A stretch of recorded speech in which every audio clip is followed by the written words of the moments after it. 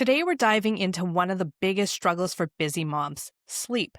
Not just for our kids, but for ourselves too. I'm joined by Laura Van Luven, an RN, board-certified nurse coach, sleep consultant, and mom of 5, including twins. Laura knows firsthand how sleepless nights can take a toll on our mental health, our relationships, and even our sense of joy in motherhood. In this episode, we'll talk about why sleep doesn't have to mean crying it out, how to work with our baby's natural rhythms, and what to do when daycare or nannies make schedules a little tricky, and why prioritizing our own rest is essential, not selfish. Whether you're in the newborn trenches or juggling toddlers and a demanding career, this conversation is packed with hope, practical tips, and permission to ask for help. So stick around. You do not want to miss this one. Hey, I'm Dr. Angela Downey, and this is Paging Dr. Mom, the podcast for women who are juggling careers, kids, chaos, and cold cups of coffee. We're talking about the real life behind the resumes, the messy moments, big feelings, and how to stay human when you're doing all the things. If you've ever felt like the only one trying to keep it together, you're not. We're going to laugh, cry, vent, and thrive together. So here we go. Hello to all my busy mamas. I'm Dr. Angela Downey, and I'm so glad that you're hanging out with us on Paging Dr. Mom. This podcast is for all of us who are just trying to keep it all together while juggling kids, careers, and whatever else life throws your way. We're going to explore all those moments that we definitely wouldn't be putting on our resumes. I'm so excited to have Laura Van Luven on today's show. She's not only a registered nurse and board-certified nurse coach, but also a sleep consultant who has lived what so many of us go through as working moms. She's raising 5 kids, including a set of twins in there, so she gets the exhaustion, the pressure, and juggling act of career and motherhood. What I love about Laura is that she takes something that's so overwhelming, like sleepless nights, and gives parents a way forward that feels doable and compassionate. She's here to remind us that we don't have to accept being chronically tired as the norm, and that when our kids sleep better, our whole family thrives. I think her mix of professional expertise and personal experience is going to resonate with so many of us. Hi, Laura. It's so great to have you on Paging Dr. Mom. How are you doing today? I'm doing great. Thanks for having me. You are a busy lady. You're a mom of 5. You've got a set of twins in there. And can you share some of your personal story and what led you to become a sleep consultant and a nurse coach? Yeah. When I found out I was having twins, this was in 2015. My daughter was just a year and a half old, and we were ready to add one more baby to the family. Thought we'd have 2 kids. We were living in East Africa in a little country called Djibouti. And when we found out that it was twins that we were expecting, we were thrilled. And we also were very aware of the reality of the lack of medical care for premature babies and the high risk nature of any multiple pregnancy. So we decided to come back to Minneapolis, and we came back pretty much the latest I could travel was 24 weeks. And we did end up carrying them full term. They were healthy. We had no complications. We were so thankful for that. They were just nice, big 6.5-pound babies. And we brought them right home from the hospital in 2016. And our lives were pretty much flipped upside down. We were living in a guest room at my parents' house, getting ready to go back to our work in Djibouti. And our daughter was 2. She had just turned 2, and she was not sleeping. And then, of course, you add on the 2 newborns who we were doing the triple feed thing where I would breastfeed, then my husband would syringe feed, and then I would pump. And that was like times 2. So we were just not getting any sleep at all. I was recovering from a C-section, and our daughter's sleep issues just intensified with adding 2 little ones to the family. So that was kind of where we were at when we moved back to Djibouti. And again, our lives got flipped upside down with the time change. And then, of course, they lost all of our bags. I think we had 18 bags, and there was only 1 flight into the country per week. So we had to wait a week to get any of our belongings. And there was no Target, there was no Amazon. Yeah. So we were just That sounds chaotic. It was. And so, believe it or not, I pretty much spiraled into a fairly deep depression and Sure. anxiety. And, there wasn't a whole lot in that situation that I could control. But I started realizing that I could try to figure out how to get them to sleep. And so I really did a deep dive into, even though I'm a nurse, I was not a first-time mom, I still didn't really know a lot about how to help babies sleep. And so I researched as much as I could. Um, I found books online that I could read, and I finally got my twins sleeping through the night. And while it didn't fix all of my mental health issues, we ended up moving to Nairobi, Kenya, where I received intensive therapy. But because I was sleeping at night, I could actually benefit from the therapy and participate in the therapy. I Right. was able to get myself on some healthier patterns like exercising and eating healthy again, enjoying things like just reading or spending time with my colleagues and friends.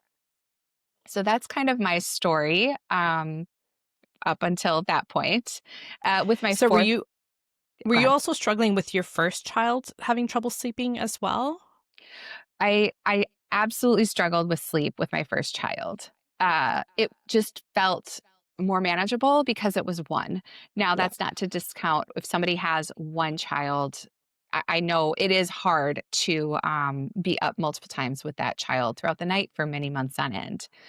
But I had, I think, come up with some ways that worked for us for getting her to sleep, like breastfeeding her. Breastfeeding came very easy, not super easy, but it was a lot easier with 1. And so getting up with her to breastfeed her to sleep, although that wasn't like the ideal plan, it was something I could do. Right. But when it came to 2 babies, it just wasn't feasible. And then you add in a 2-year-old that would come in the middle of the night and want to snuggle. Yeah. Um, it just And at wasn't that point, possible. you're not able to sleep during the day. So when Right. you have that first child, you're able to be up with them sometimes at night, Mhm. and then you can snooze during the day. But when you have that second child, you still have that first child who wants to be awake all day, and now you're awake all day and all night. Yes, exactly. Yeah. So I think the sleeplessness really contributed to the postpartum depression and anxiety Yeah. for sure. Yeah, I'm sure it would. Um, so a lot of our listeners were juggling busy careers and family life. So from your perspective, both as a nurse and a mom, what are some of the unique challenges that working moms face when it comes to sleep for themselves and their kids? Well, I think even when both parents are working, it typically is mom that is getting up in the middle of the night with the babies, whether it's to feed them because maybe she is breastfeeding, or even if it's just to get up and rock them. Moms do tend to be the primary caregivers of their children, and that includes at night. Um, and so, especially for me in healthcare and in such an intense place like the emergency room, sleep just felt so essential. It's not like, it's not something that's a nice to have. It is an absolute Hmm. necessity because if I'm, triaging a patient, I need to be listening to every single word they are saying, looking at every single vital sign, and deciding whether this patient needs to get back to a room right now or if they can wait in the lobby for a little bit. And this could mean the difference, between good outcomes for my patient's life or not. So I think it's really important, especially when we're in these high stress jobs like healthcare, that we are getting sleep that we need. And a lot of times we're working weird hours to add into that. So, starting a shift at 6 or 7 a.m. And then if you've been woken up multiple times in the middle of the night, it's really hard for us to perform well. Yeah. And I think that we also feel that pressure to be a certain, type of mom, always, Yeah. being a perfect mom, responding in a perfect way to our children's needs, and then also keeping our house a certain way as well. And a lot of that falls on our shoulders. Yeah. It's that invisible load that we carry, all those extra things that we're having to do, right? Remembering birthday parties and buying gifts for the birthday parties. And Yes. as a healthcare person, sleep is elusive at the best of times, right? Shift work is not easy. and it's hard to get sleep. So when you throw kids in the mix, especially if they're not sleeping at night, that just adds so much more complexity to your day. Absolutely. Yeah. A lot of parents, I know with myself when I had young kids, people would just tell me, "Oh, just let them cry it out, Mhm. and they'll learn to self soothe and they'll learn to put themselves to bed, and it's okay if they cry." So, how do you work with families to improve sleep while taking consideration that your baby's got its own biological rhythms? Mhm. So, my approach is I don't, as a person who is board certified as a coach, as a nurse coach with the American Holistic Nursing Association, I don't see myself as the expert when I'm working with a family. I'm there to guide a family, to provide options, and to provide information and education. They know their situation best. They know their babies the best. So while I can make recommendations, I always want them to be the ones driving the situation. I don't believe that if I just give them every single thing to do, that they're going to build the confidence they need to parent their children going forward. So that's always the stance that I take when I work with a family. In terms of being harsh or allowing children to cry it out, I think this is it's become very popular in a lot of medical circles. To be honest, I've had, like I said, 5 children, and every single baby that I've had my pediatrician tell me to allow babies to cry it out and to figure it out on their own. Now, it is important that our kids are learning to sleep on their own and to figure it out on their own. But that doesn't mean that we, as their parents, don't support them through the process. If you think about a baby who's just a few days old, we need to give them tummy time, right? Because they need to learn how to hold their head up and to strengthen those muscles so that a person isn't having to hold their parent isn't holding their head up for them as they grow. But we don't just leave our babies on the floor to figure it out on their own while they cry and suffer through it. A lot of times the recommendation is we'll get on the floor with them, give them a toy. If they're really struggling with it, you know, only do it for a very short amount of time, and then Right. also putting the baby on your tummy so that they feel even safer. So the same thing goes with sleep. We can absolutely guide our children and support our children in learning this skill, but that doesn't mean that we're just going to leave them to cry it out without any kind of support.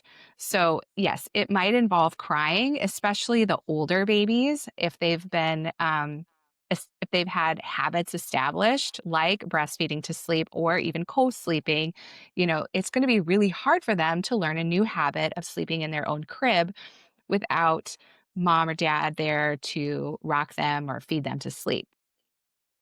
But we can use, based on the family's preferences, based on the child's age and temperament, we can use gentler, more parent involved methods to help them learn this skill. If they're a little older, sometimes I find it's better for parents to be a little bit more hands off and allow some periods of crying, but that doesn't mean that you've walked away and just abandoned your child for the night. So, when you say older, what does Mhm. that look like? Usually around the 9-month stage, I find that babies really reject the gentler methods.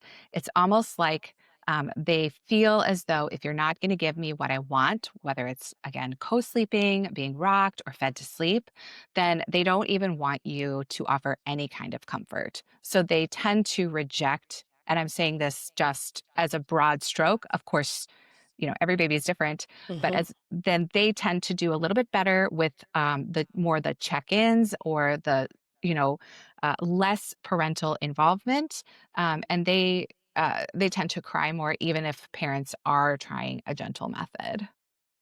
So, when should parents start kind of training their babies to sleep more Well, so that's a or great sleep question. better? Yeah, Yeah. absolutely. I mean, it's a great question. Formal sleep training really shouldn't happen until at least the 4-month mark is kind of the earliest I would ever recommend anyone trying like an actual formal sleep training program.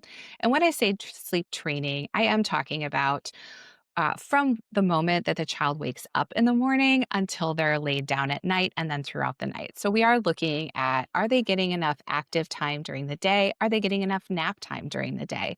Is the environment set up and conducive for sleep? These are all elements that go into sleep training that maybe don't get captured when we're told by our pediatricians to just allow our babies to cry it out and figure it out on their own. So even though in that I don't recommend formal sleep training until 4 months, there are still things we can be doing with our newborns that can help them start to lay that foundation for learning this skill. Just like with tummy time, they're not ready to crawl yet, but they need to master this skill before they can reach the next level, which is crawling and then ultimately walking, right? Right. So, with newborns, there are things we can do like uh, having them unlatch before they fall asleep. It's very comforting for a newborn to breastfeed to sleep, and I support that. But I just encourage parents that to gently unlatch their babies from the breast or the bottle before they completely fall asleep. Doing Okay. things like having them exposed to some sunlight and noise during the day, even if they're napping. That's totally a great way to start helping them learn that daytime is for being awake and nighttime is for sleeping. So Um, no tiptoeing throughout the house. It's okay to let the other kids play and make noise even while that yeah, baby's napping during the day? yeah, I think it's fine for the baby, for a newborn baby. Now, an older baby, I wouldn't recommend that, like older than 4 months.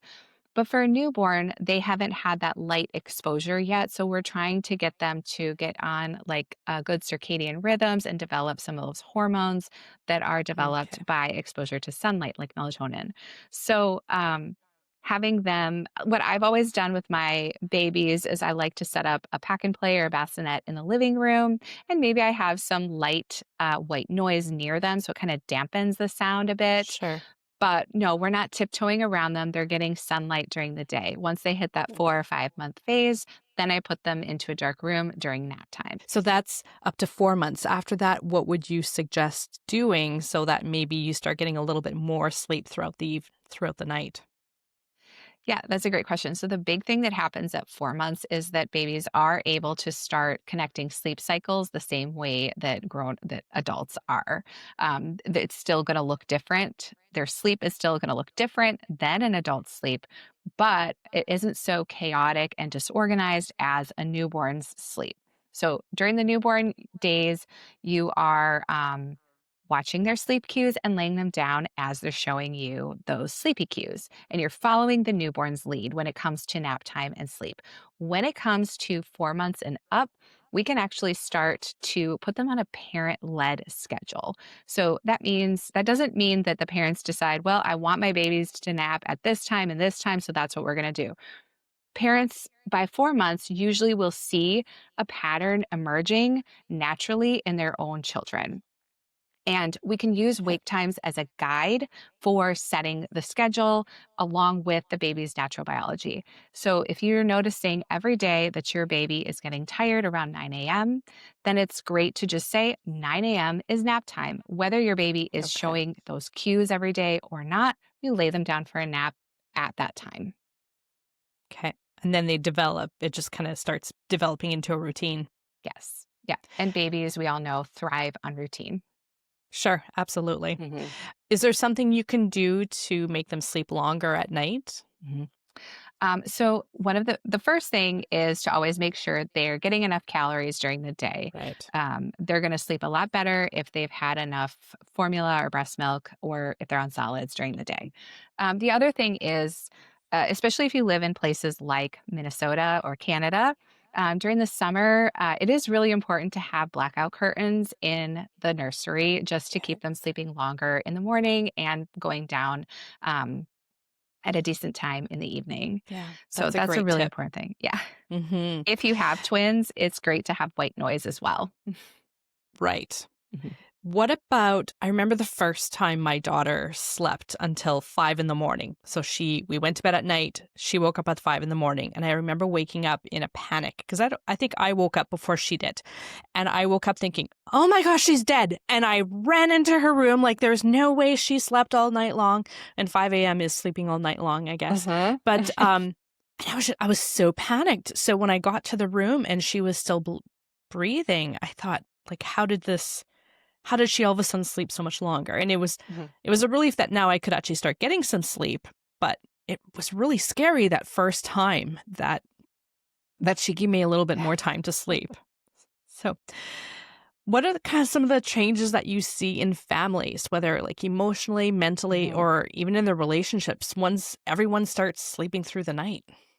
Well, I'm laughing because I had the same experience with my oldest when she was about 6 weeks old. Yeah, Um, one of the biggest changes is just that you are able to confront the challenges of being a parent when you've slept. right. And I think we've all experienced this. You know that even if you're in school, going into an exam, uh, having been up all night studying versus having studied, over time and then having a good night's sleep, you're going to do much better when you've slept all night.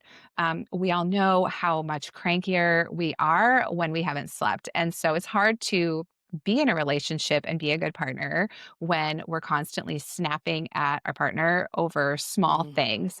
So it doesn't like eliminate the challenges of our lives, but it makes it so that we are able to confront it in a more human, like a healthier way. We can ignore or deal more gracefully when our partner is doing something we don't like.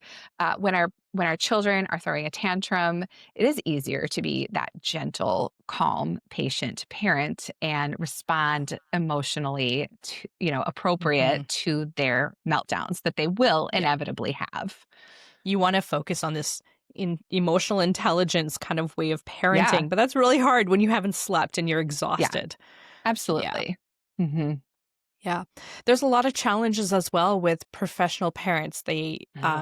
oftentimes mat leaves aren't very long. You're having to go back Hmm. to work, early, so we end up relying on daycares and Hmm. nannies, which can make sleep consistency routines a lot harder. Do you have any tips for helping families coordinate schedules with caregivers so that they can keep things on track?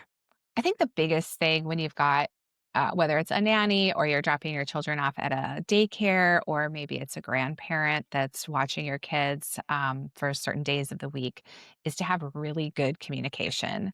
So, this could mean that you're all using the same nap or sleep log. I think it's great to have a really clear communication with your caregivers of what the nap schedule is, what's working, and if it needs to be tweaked at all. Especially with family members, this can feel. I work with a lot of families, twin families who have like grandma that provides care once or twice a week for their twins, and it can be a little bit touchy. To talk to a mother or a mother-in-law who has a very set idea of what the napping should be, especially, if they want the babies to nap more than 2 hours, um, that can really hinder nighttime sleep.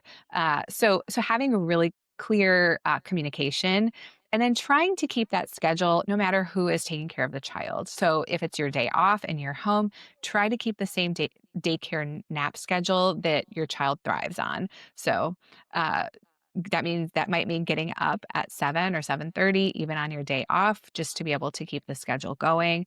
But I think it's just really important so that when the day comes for you to go back to work, that you are able to put your babies down or put your children down for sleep and they're able to continue on that same healthy routine. Yeah. It's interesting that you brought up grandma coming to take care of the babies because I know when I grew up, I babies were put to sleep on their stomachs with Mhm. a blanket on top, Yeah. and now that's very different. And I think when I started doing that with my kids, where I would put them on their backs, no blankets, no toys in the crib, that was something that was really hard for my mom to understand. Do you Mhm. find that there's still some generational differences? Absolutely. Um, and I think the best way that I've found to approach it is to actually just honor your mom or grandmother's experience and just let them know that they did a really good job Mm. keeping you safe and doing the best they could with what information they had, and that you honor what that was like for them to raise babies in the 80s in my case, or earlier, and just to share with them that research now has shown, that it is safer to lay babies on their backs. We did see a huge decrease in SUIDs when we started putting babies to sleep on their backs without loose blankets. And that doesn't mean they did anything wrong. Yeah. But this is how we are doing things now, because of Right. research.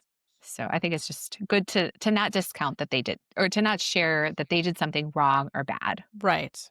Right. But as we start doing more studies on things Mhm. like bottle feeding versus breastfeeding and Yeah, whatnot, it's good to get that information out there. Are absolutely. there are there Mhm. myths or misconceptions about baby sleep that you hear a lot? I hear a lot of, I'm just gonna wait for them to get out of this phase, and then we'll start, Hmm. with sleep training.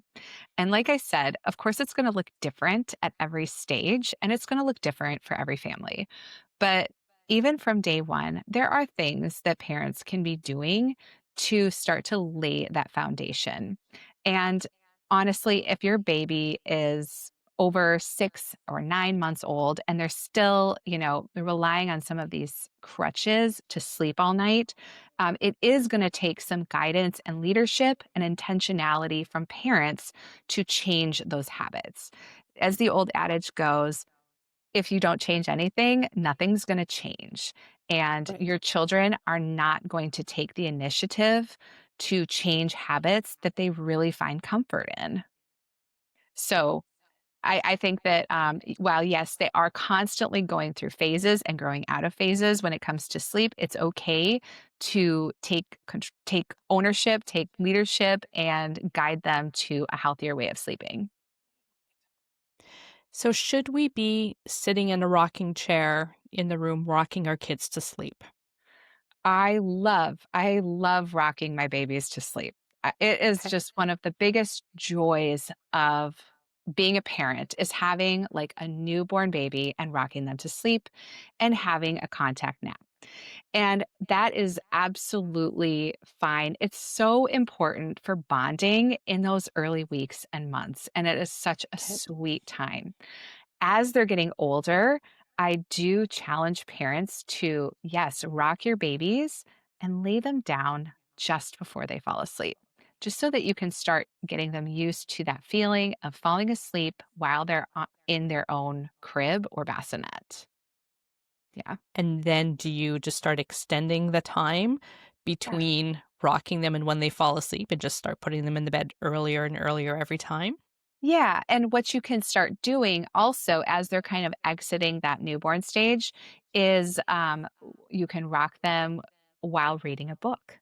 You can rock them while singing a song. I do try to encourage parents to have some type of small activity between either feeding or rocking and falling asleep. So that could be you rock them and then you maybe say a nursery rhyme together, or do a little patty cake, or just something, Yeah. kind of calming, gentle.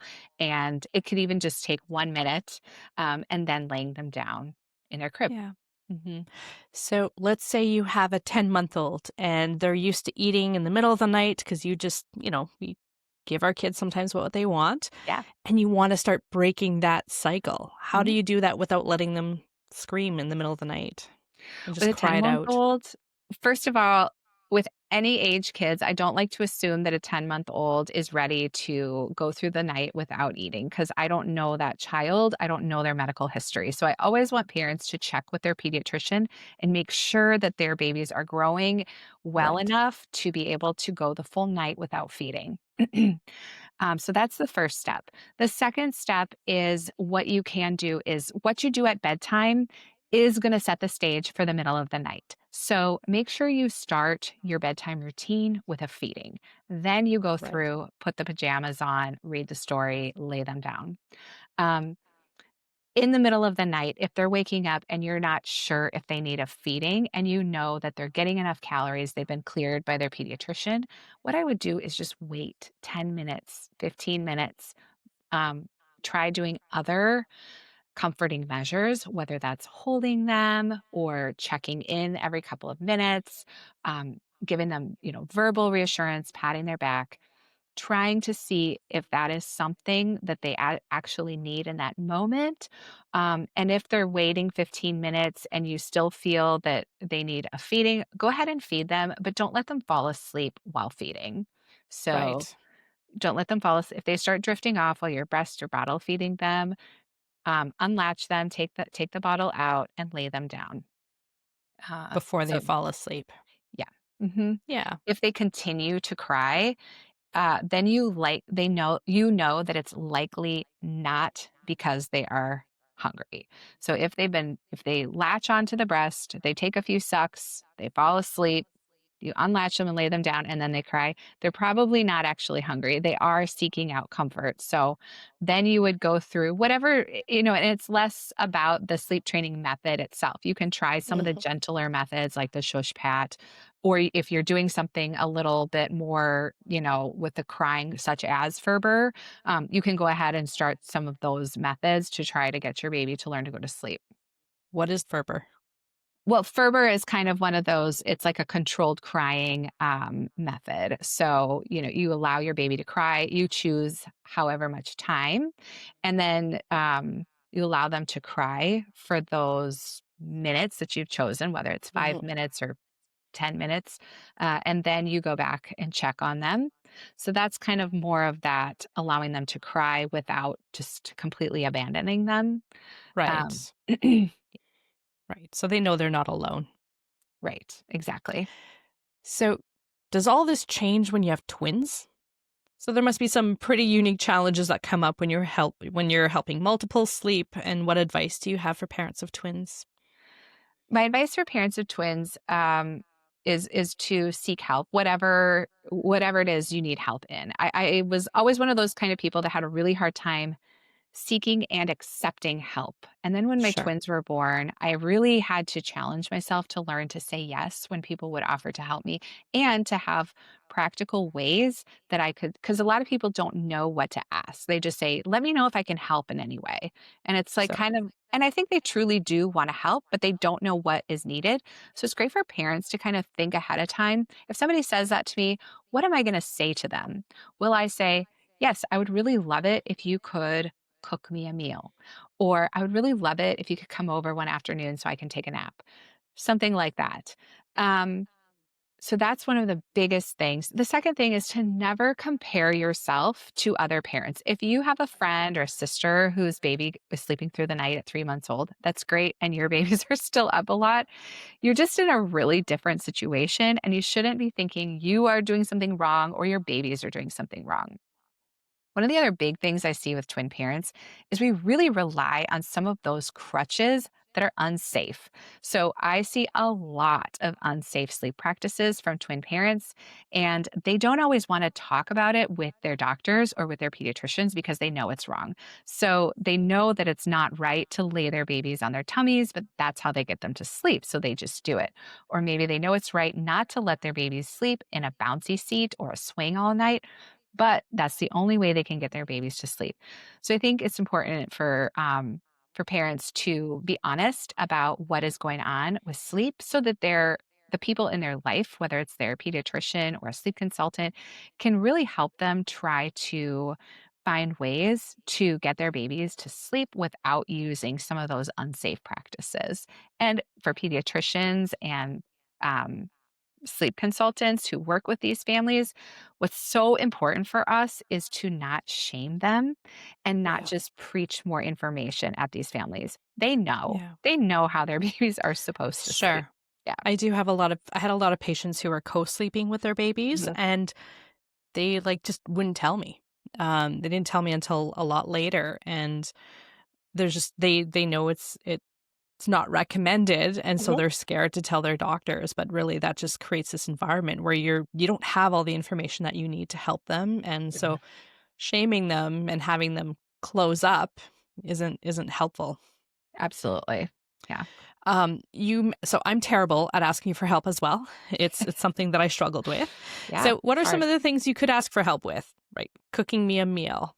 Mhm. Um, Coming and staying with the kids for a couple of hours in the afternoon while you sleep, or Mhm. what other things do people ask for? Can you go grocery shopping for me? Like, Yeah. just do you have any ideas of things that people could be asking for help with? Yeah. And the other thing is, yeah, so cooking a meal, maybe doing some light cleaning, uh, helping in the afternoon with nap time. I've had friends, if my husband is working evenings, I've had friends and family come over and just help with the bedtime routine. If the family has older Mm, children and an infant or infant twins, it's great if you can take the older child out of the house for a yeah. few hours, just even to the park or the zoo or something like that, or just to your house to play, just to kind of give the parent a little bit of breathing room. Yeah. If you're comfortable with it, sometimes light cleaning is also really helpful, or doing the kids' laundry. Some uh, people can, I mean, my mom, like I said, my mom is actually here right now. And even though my twins are a little older, she still helps me with just getting some basic cleaning done every couple of Right. weeks, and taking the kids out, or even just catching up on the kids' laundry. Yeah, I struggled with asking for help. It was difficult for me to I felt like I wasn't being a good mom if I couldn't do it all. And it was hard to accept help from people or to ask for help or to have somebody cleaning around me. I have a cleaning lady now Mhm. and sometimes I work from home and I struggle with that even. Just being home, even though I'm doing work, I struggle with having somebody cleaning around me because I feel like I'm being lazy and this is something that I should be doing. But it is so important to ask for help, and we Yeah, can't do it all, and just because you're not doing your child's laundry or, cooking that meal doesn't make you any less of a parent or mother. absolutely. Yeah. And something I learned living in a country like Kenya and like Djibouti is that not everywhere in the world sees these things the same way as, Americans or Westerners or Canadians do. Interesting. It is very much expected. When I was there, it was absolutely expected that I would hire somebody to be in my home, helping me care for the kids and cleaning and cooking, and it was almost seen as selfish to not hire somebody to come in and help me with these things. When I would be at the playground with my kids, it was very common for other moms, if they saw my kids doing something they shouldn't be doing, to gently redirect them, and it just felt very much more of this like communal setting than it does here. So, It is very different mhm, in North America, yeah. and I feel like there is kind of this expectation that every parent is gonna take care of their own little unit, right? Mhm. And it's Yeah. not it's not a big community, it's every household for themselves almost. Yeah, it's unfortunate. Mhm. And it is hard to ask for help, but I'm getting used to it a little bit at a time. What are some of the unique challenges that come up when you have multiples? I think it's just it's a lot of little things that add up. So when you talk about swaddling, well, that takes time to swaddle a baby, but now you're doing it twice. What do you do? Bathing is a big issue that comes up for a lot of my families. How do I bathe two babies at the same time safely if I'm the only parent there? So those are the types of challenges. How do I bottle feed two babies at the same time if I'm the only parent there? It's these things that parents have to constantly think through. When twins get to become mobile, uh, you look at playgrounds with a very different lens. If you have one Mm. baby, you you might not be as aware of all of the safety concerns because you as a parent are always there right with them. But when you have two, you can't be in two places at once. I know Right. for me, there was just places I would say I cannot come to that place unless I have another parent or another adult with me. And so there's just a lot of times during those first 2 or 3 years with my twins where I just had to say no. Whereas with one baby, I never I don't really think about those things anymore, but you're just more acutely aware of a lot of the safety issues that could come with when you have 2 mobile toddlers. Mhm.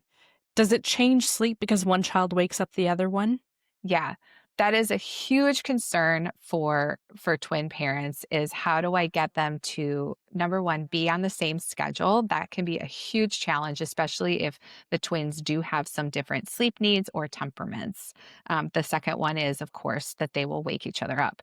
Most twin families, they do keep their twins in the same nursery, either because they don't have space for each of them to have their own room Hmm. or because they want them to be in the same room for either simplicity's sake or they just want that sibling bond to grow. Right. So it is definitely a challenge that many people struggle with is how do I get them to not wake each other up? So And how do you deal with that?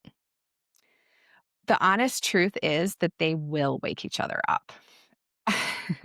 If you think about, when my husband and I first got married and started living together and sharing a bed together, I woke up a Right. lot. He snores pretty loud, and it used to disturb me a lot when we first got married, and I was getting pretty poor sleep because of it. I would try shoving him or waking him up, but Hmm. inevitably he kept snoring. Now we've been married almost 16 years, and I don't hear it. He wakes me up, and I have learned now over time to go back to sleep on my own without even realizing it. But, this summer we traveled a bit and we shared hotel rooms with our kids. We shared a tent with our kids, and they had a really hard time sleeping because they are not used to hearing dad snore. Um, Right. and so they constantly complain about it. I don't hear it anymore. So it's kind of the same concept with our twins is we kind of have to let them go through that process of being woken up so that they can learn to go back to sleep on their own when their twin makes noises so that in the long run they have that ability to just sleep through things that they don't need to respond to. Right. And that just takes time. Yes, it Yeah. does. Can you talk a little bit about the connection between sleep and postpartum mood disorders? Yeah, so we do see. Emily Oster is a fantastic researcher that I really appreciate, and in her book, I believe it's Cribside, she talked about the connection between postpartum mood disorders and satisfaction with parenting as well. So when they go through the sleep training process, yes, it is for our babies. It is important for their brain development and their growth and their ability to store memories that they learn how to sleep long enough, especially in those early morning hours when a lot of that memory is stored. Most important reasons that I like to encourage parents to make changes to their baby's sleep if it's not working is for their own mental health and Right. satisfaction. When they are getting enough sleep, like I said earlier, it may not fix all of their anxiety and depression symptoms, but they are going to be able to take steps needed to address them, whether that is making the phone call and actually showing up to a counseling appointment and participating in counseling, or we know that things like exercise and diet can absolutely affect our mental health.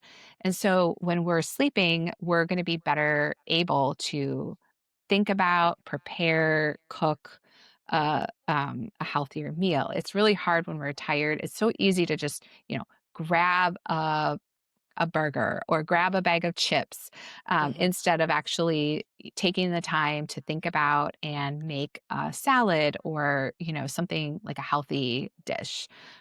So those are the types of things that can help uh, promote mental health for parents. Looking back, what do you wish you had known for your first baby that would have saved you stress and heartache? I wish that I would have known that that skipping a nap was not going to ensure that she slept all night. I thought Okay. when she was fighting her nap, it's because she wasn't tired, and that if I went ahead and just let her muscle through the nap, then she would be so tired at bedtime that she would just fall asleep. But Okay. the truth is, it can be once you kind of force that cortisol level up and all those hormones up, it then can be really hard to regulate and actually fall asleep and stay asleep for the whole night. It's kind of like if you work night shift. I used to work night shift in my early 20s when I first started as a nurse. I would get home at, by the time I would get into bed, it was about 8:30 in the morning. And then I would, even though I was so tired, I would have such a hard time Hmm. winding down. And I needed some of those sort of like sleep crutches that aren't really good for you. So, like, I would watch TV until I fell asleep just to try to relax. Yeah. But then I would have pretty poor sleep. During the day before I had to go into work that night. So it's kind of the same with our kids. They do have such high sleep needs when they're little, so it's easier for them to dysregulate when it comes to their daytime sleep, and that can then affect and throw off the whole night. Yeah, and it just makes for a really horrible evening as Yeah. well, where babies are just Yes. cranky and messy, and no one in the house is happy at that point. Absolutely. What would you say to a mom who's listening right now, who's completely exhausted and doesn't know where to start? What would you say the first step that she can take tonight or tomorrow to improve the sleep in her household?